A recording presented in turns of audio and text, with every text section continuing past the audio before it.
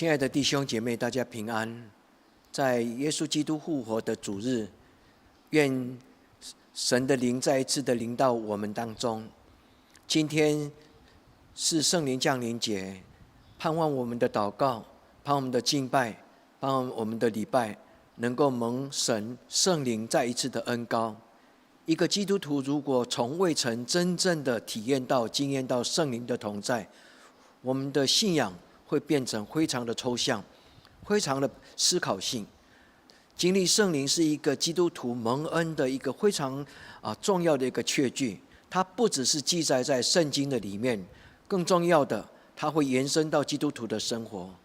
我个人经历到圣灵的在教会的运行，使我自己的生命变成不只是依靠一种思想性的一个信仰，更让我知道，若没有圣灵的同在，我生命跟一切的服事就好像在做苦工一样。各位云端的弟兄姐妹，盼望神的灵来聆听我们的祷告，祝福每一个我们身边的弟兄姐妹，我们都能够同蒙圣灵的祝福，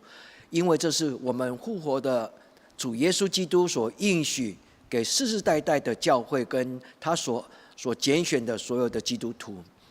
愿圣灵再一次来摇动我们。我深深相信，我们每一个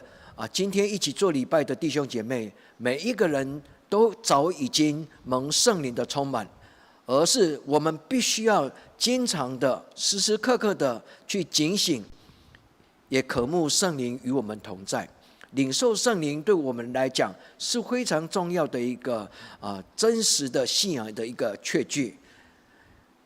身为一个基督徒，在教会的共同生活当中，我个人觉得教义或者内容丰富的讲道并不是最重要的，因为事实上我们并不缺乏来自于言语上讲道的鼓励。更重要的，我们必须通过各种的形式，包括我们的祷告，包括我们自己的阅读圣经，包括我们共同的礼拜，在各种的属灵的聚会当中，我们去经历到上帝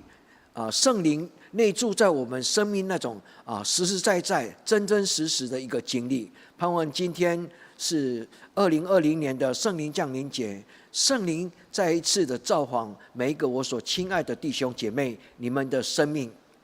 也愿圣灵充满、运行、掌权在我们的心思意念，更重要的进入到我们心灵里面的这一个人，如同保罗说：“苦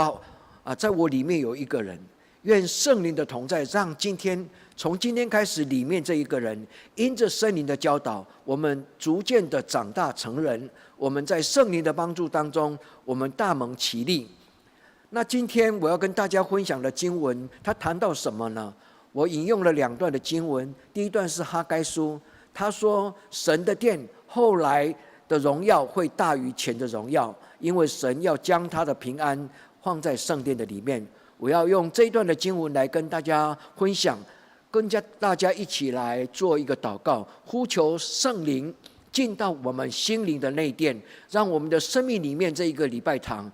被神自己的荣耀所充满。那我也要引用新约的圣经，跟大家来谈怎么样能够蒙圣灵的一个充满。圣灵再一次来震动我们，被神震动的意思就是被圣灵感动，也是被圣灵通过神自己的话语来浇灌、来干扰，也就是所谓圣经里面的一种神圣的一个劝告。愿今天圣灵祝福我们每一个弟兄姐妹，如疾风烈火，也如春雨甘霖，来造访在我们的当中。今天2段的经文带给我们的最大的一个信息，环绕的3件事情。第一个是上帝的灵。这个灵在起初上帝创造天地的时候，这个灵就是上帝自己，这个灵就运行在混沌的世界里面。第二个主题就是神再一次的为我们的生命来做工，神再一次的进入到我们的内心的世界，神再一次的进入到各位弟兄姐妹你们的家庭，神再一次来造访耶稣基督的圣名所设立的所有的每一间教会，神大大的做工，震动。今天我们要环绕的这一个被神震动的圣殿，被神震动的生命，被神所摇动的生命，愿神再一次用他的气息来浇灌我们。圣经说上帝是疾风烈火，我们可以在两段经文当中非常的清楚得到教导。第一段的经文是以赛亚书第30章30节，第二段是在希伯来书第12章28节，谈到了上帝是烈火。今天的经文他说是一个台湾话说是炎炎热，就是一个火热的灵。上帝是一个火热的灵愿神这一个火热的灵降临到我们生命的祭坛，让我们生命的祭坛常常被点燃跟被浇灌。那希伯来书第12章28节这么说，29节这么说：我们的神乃是烈火，我们的神乃是烈火，我们的神乃是生命的气息。在创世纪一开始，他说创世纪第2章，当上帝创造亚当的时候，在这一个泥土所造的一个形象，亚当还没有生命之前，上帝就将他的灵气，将他的气息就吐入这一块泥土的当中。在圣经创世纪1章2章，他谈到了2个气息，第一个是上帝的灵鲁啊，第二个他说上帝的活气，这是一体两面的，代表上帝自己，这是一体两面的2个字。但是他谈到的就是上帝的灵，神的灵浇灌进入到人的生命，人的生命就重新复活。愿我们在今天的经文当中，我们能够再一次的呼求，我们凭着耶稣基督的圣名，我们高举我们的双手，我们呼求创造生命的耶和华，我们的上主。主啊，求你怜悯我这一个几乎干渴、几乎要死的生命。求你在今天的主日，就是主耶稣基督复活的日子，再一次来怜悯我。创世纪第2章第7节说，神将他的生气、活气，就是将生命的气息吹入这一个泥土所造的这个图像亚当，他就成了有生命的活人，有生命的人。他说成为一个真正的活泼、真的有生命的一个人。愿今天的礼拜是我们恭敬的在上帝面前领受一个新生命。愿上帝的浇灌、圣灵的浇灌，将上帝所赐给我们的。如果你觉得你的生命是一种干渴你的生命是一个饥渴，我们可以大胆的奉主耶稣基督的名，因为主耶稣说：你们当求，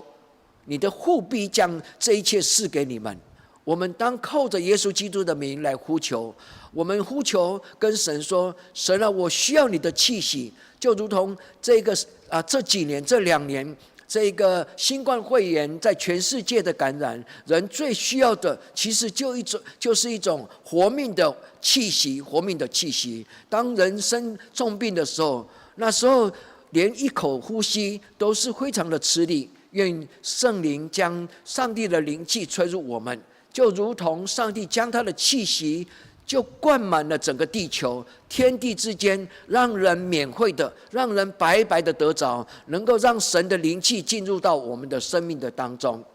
那今天第2个我们所分享跟祷告、思考、探讨的一个主题叫做震动。震动在这个经文原文叫做谁哦，其实它带有一种内心被干扰、内心被搅扰的意思。我们在神的面前每一次的敬拜，都应该是我们的生命重新被激励，重新被神的激励。保罗说：我若果癫狂，我若果癫狂，是因着耶稣基督的爱激励我。搅动就是这个意思。当我们的生命被耶稣基督的爱所触摸，我们的生命就有幸福的感觉。当我们的生命被圣灵所充满，我们的心灵里面就突然明白，如同那一个流浪的孩子，他突然明白，在我父的家，他就想起他自己的父亲如何的疼爱他，他就想起他的家充满了许多的恩典。各位弟兄姐妹，让我们用祷告的心求神再一次用他的灵跟他的话语跟他的慈爱来触摸我们。被搅动，这是一种神学的话语；被搅动，这也是一种信仰的话语。一个信仰必须有一个双向的回应。我们读完了圣经以后，我们可以静静的打开我们的心门，我们就呼求上帝将他的灵气，让这些的话语就变成有生命的话语。所以在今天我们读的，不论是希伯来书第12章，或者在旧约的这一段哈该书他所讲的，神必震动他自己的圣殿，让我们带着渴慕的心来等候，让我们带着敬虔的心，在今天的我们彼此在这种云端的敬拜当中，我们跟神讲说：主啊，求你的话语从云端来，主啊，求你的话语如疾风烈火进到我的生命，你大大的摇动，大大的翻转。在圣经里面谈到上帝的话、上帝的道、真道，特别是新约里面他谈到的真道这2个字，或者谈到信实、信仰这个信，这个字的原文叫做 pistis。pistis 跟今天的 theo 有异曲同工的地方。pistis 它可以用一种信仰的意义来解释，叫做圣灵神圣的一个劝告。这个字原来的意思也是一个搅动，这个字原来的意思就是真道，它的意思就是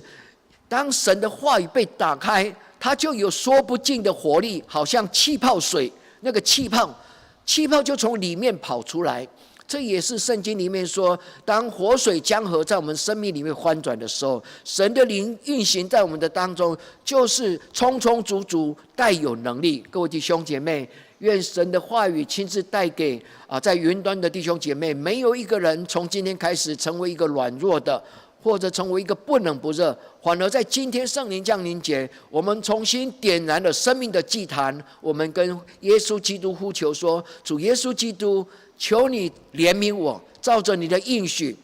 差遣你的灵，将你复活的灵再一次的注入在我的家庭、我的教会、我的个人的灵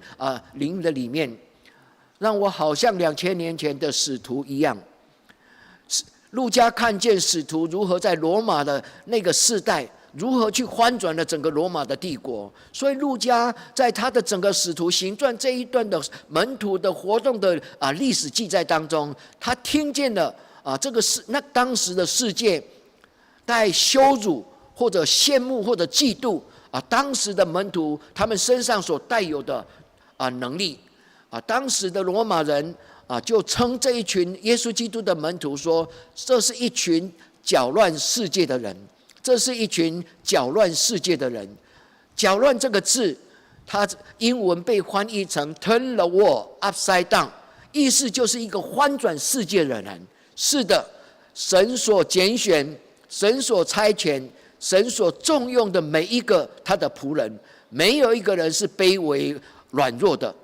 被神的圣灵所充满的人，他毕竟带有一种翻转世界的大能，来自于天上，来自于耶稣基督。因为耶稣基督说，我已经胜过了这个世界。各位弟兄姐妹，我们在得胜的主面前，我们应该重新抬头挺胸，在神的面前，我们能够扬手来仰望我们的主耶稣基督来跟随他。我们跟主耶稣基督来呼求说，主耶稣，求你赐给我十字架的大能，让我一生跟随你。第三个，在今天的圣经的主题，他谈到了上帝用他的话语来翻转这个世界。我们恳求圣灵今天也通过今天的经文，如同上帝在创造天地的时候，他说要有光就有光。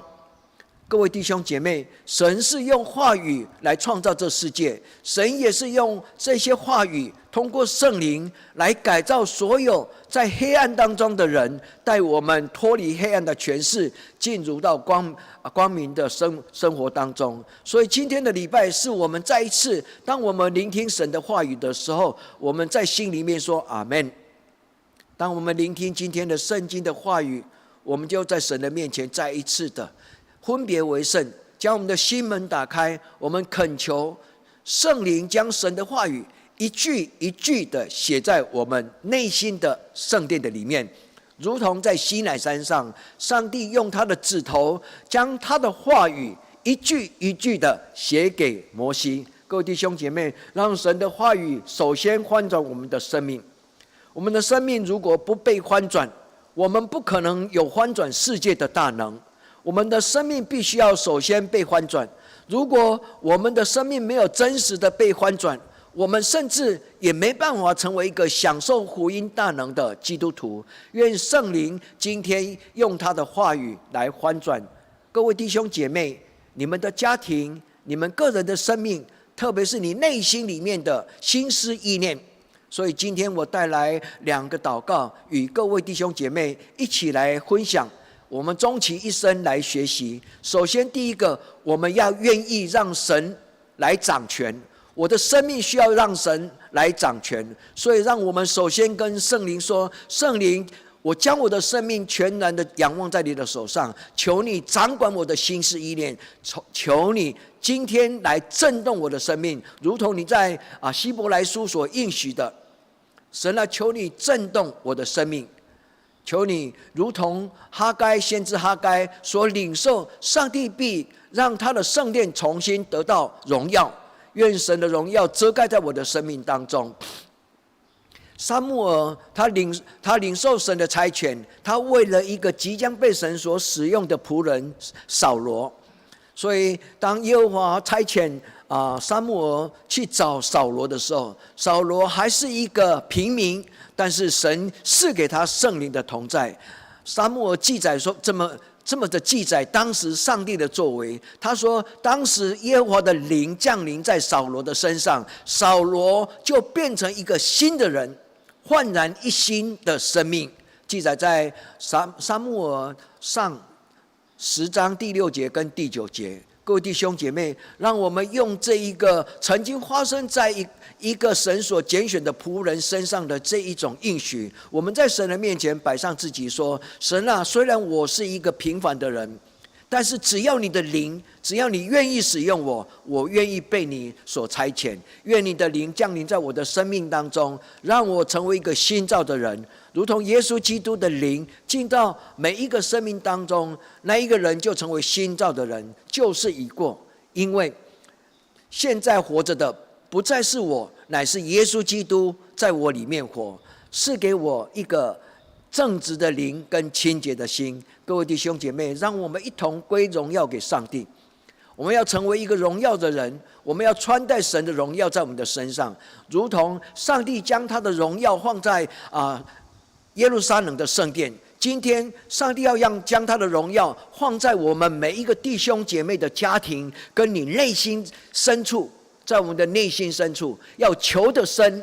我们要进入到内心圣殿的深处，求得深，求得真，求上帝真正的搅动跟感动，赐给我们意象跟异梦。人最怕没有方向感，特别是年轻人。一个年轻人如果没有意象、没有异梦、没有方向感，他就会在原地踏步，就好像在旷野绕圈圈的以色列人，他们就在那个旷野绕了40年。各位弟兄姐妹，让我们在生命的旷野当中，我们恳求圣灵来搅动我们的生命，让我们被淬炼，让我们被神所训练，让神的疾风烈火，他的疾风充满我们，他的烈火从天而降，就让我们心中的祭坛永远被神所点着。我们心中所有一些杂质世俗的想法，愿圣灵的火就洁净，让所有一些被留下来的不被搅动的，就是一个纯净的神的真理，不被这个世界上所攻击而跌倒的那种坚固的磐石，也就是所谓的 Amen 阿们。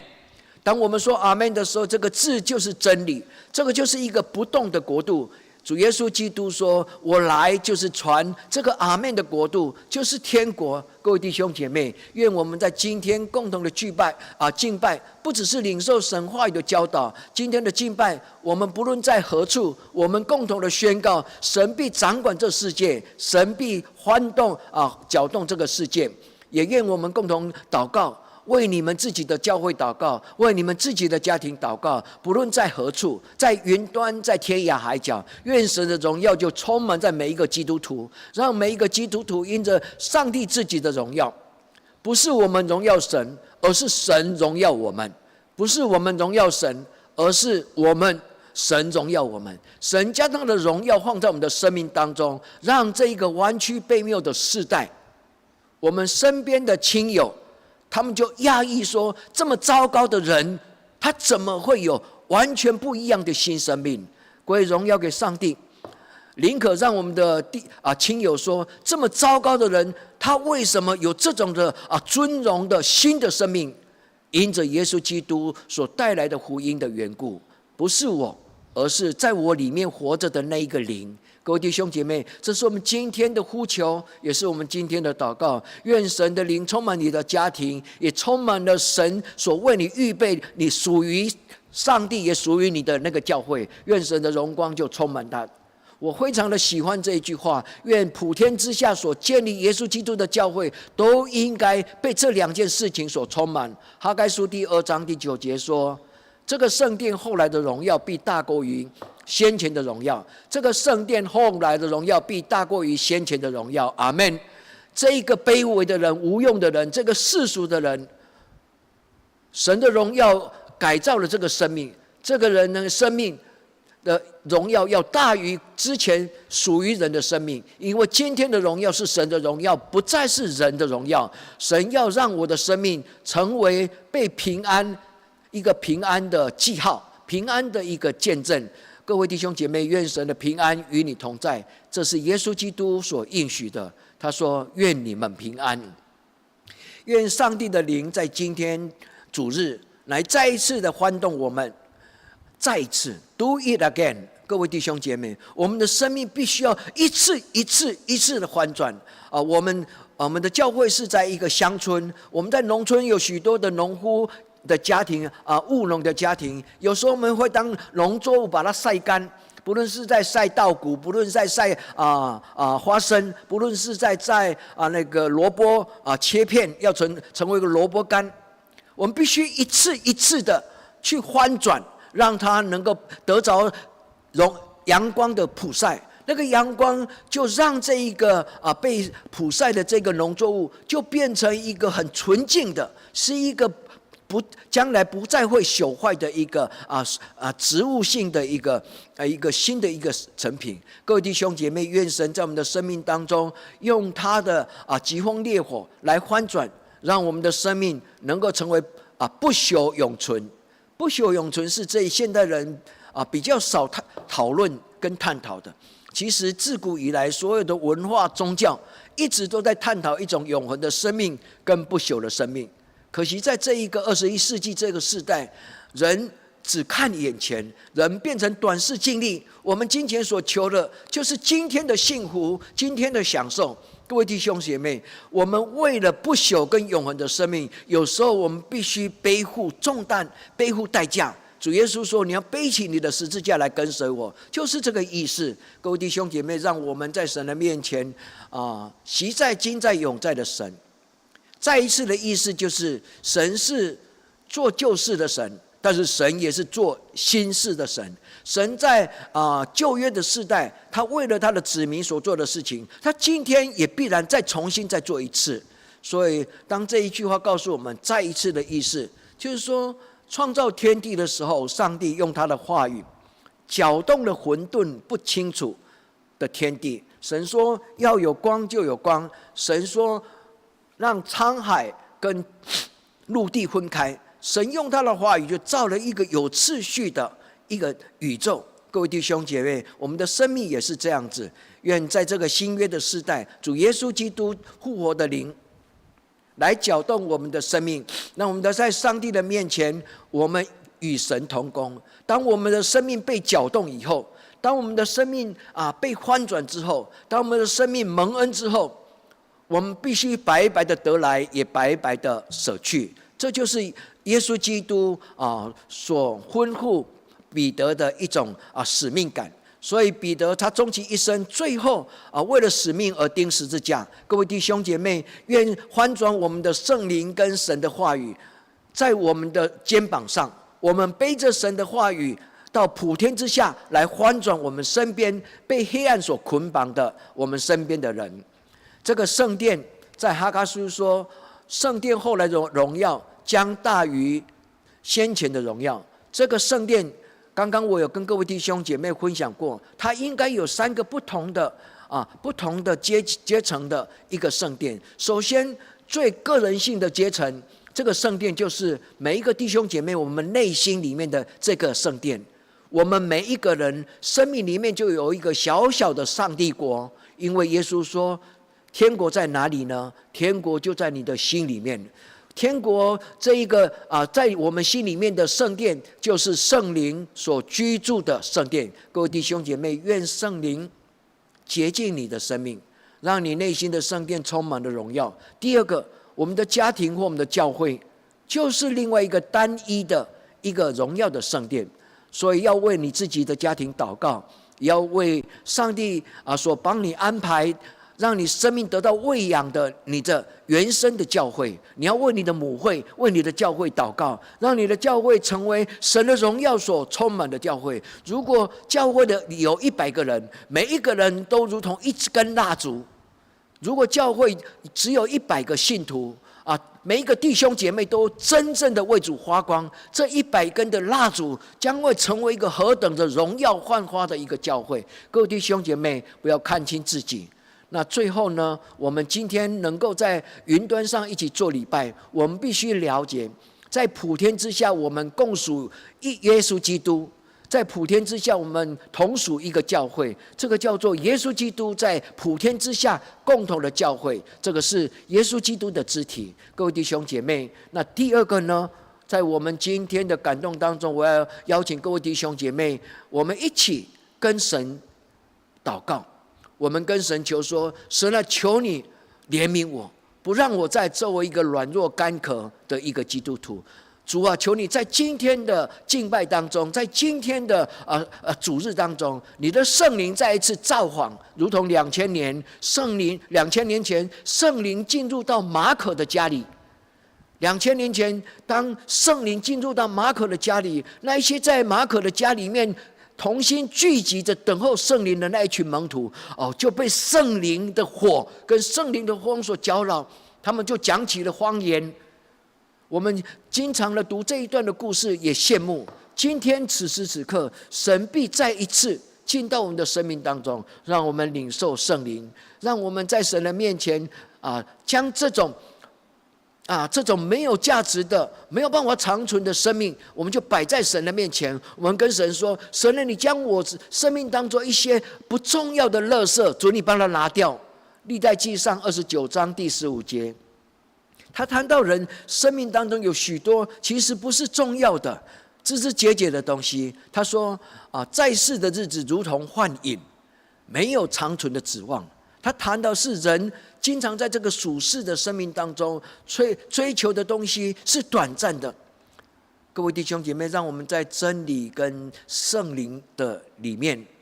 求上帝开我们的眼睛，让我们真的明白，在我们短短的100年的生命当中，我们能够追求什么样有价值，能够跟随我们，带领我们进到永生的殿堂呢？各位弟兄姐妹，我们奉主耶稣基督的圣名说：主啊，我的生命不再是一个幻影。我70岁、80岁，我的生命不是叹息劳苦，我的生命将拥有来自于我原创的上帝的荣耀，将在我的生命当中。让我们在神的面前，我们的宣告：如今活着的不再是我，因为主耶稣所赐给我的上帝国，不是属于这世上的国度。主耶稣他谈的是天国的，是永存的。各位弟兄姐妹，有一些东西是短暂的，就是情欲，就是世俗，就是在这物质的。让我们在神的面前，我们跟神说：虽然物质非常的重要，但是求上帝你让你的灵更重要，在我的躯体的生命，因为你的躯体这一个没有用的肉体，才有一个新的意义。如同你用一块粘土塑造了亚当，这个亚当如果没有上帝你的灵，他永远只是一个泥巴，他永远只是一个泥土。主啊，求你用你的灵，让这一个没有生命的陶土能够成为一个活命的人，是一个永存的。各位弟兄姐妹，唯有上帝是永存，神的话语才是永存，神的灵是永存。各位弟兄姐妹，我们何其幸运，在这个天地之间，神竟然称我们为他的孩子，而且早在许多人还没有尝到福音的滋味，神就让我们呢进到他的家园，神就让我们进到他的家庭里面，让我们在他的面前能够开口的享用耶稣基督所带来的福音，让我们在神的面前得着吧，得着吧。今天这个话语，希伯来书第12章28节说：你们既然得了不能震动的果。各位弟兄姐妹，你得救了吗？教会经常喜欢这么问来到教会的新朋友，你得救了吗？有许多人得救跟不得救其实蒙蒙糊糊的，我们并不晓得得救到底是什么意思。得救的意思就是在黑暗的捆绑被这些罪所奴隶的人，神用他的拥抱告诉我们说：孩子啊，回家就好，没事了。得救就是这个意思。上帝跟我们说：回家就好，没事了。从今天开始，我不再称你为一个罪人。各位弟兄姐妹，得着的意思就是上帝将他的天国，上帝将他永存的生命，今天就赐给我们。耶稣基督说：我的国度不属于这个世界。他差遣他的门徒进到这个世界，他说：你们生活在这个世界，但是你们不属于这世界。很莫名其妙的一个吊诡的话语。既然活在这世界，为什么不属于这世界呢？这叫做分别为圣，有所为有所不为。是的，我们是生活在这个躯体这个世界，但是因着耶稣基督的灵，我们不再是一块泥巴，我们是一个有生命、有意识、有权柄的，我们是神所创造的他的孩子。各位弟兄姐妹，得着这个字在原文这个圣经，它被翻译成为英文叫做 take and receive， 就是领受。但是记得这个经文在这个圣经的时态，在这个经文的时态，它加了一个进行式，它就意思就是它是一个持续的。此时此刻，神将他的恩膏跟圣灵赐给我们，就永不止息。圣灵还进到一个人的生命，那个圣灵就永远不离开他，除非那一个人驱赶亵渎圣灵。各位弟兄姐妹，神的国度是永恒的，不要怀疑。